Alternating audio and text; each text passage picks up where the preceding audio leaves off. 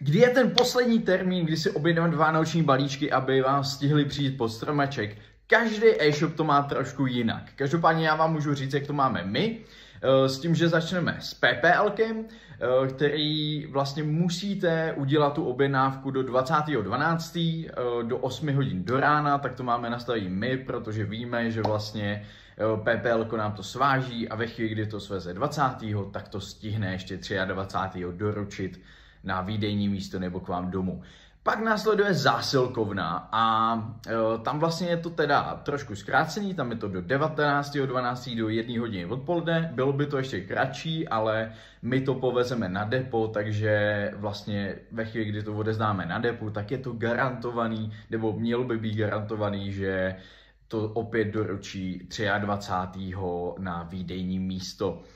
No a pak je ještě jedna možnost a ta je úplně nejlepší a to je objednat si, můžete počkat až do 22., protože vlastně využíváme nás samotných, našich vlastně kapacit a pro vybrané lokality nabízíme vlastně Her2Be Express.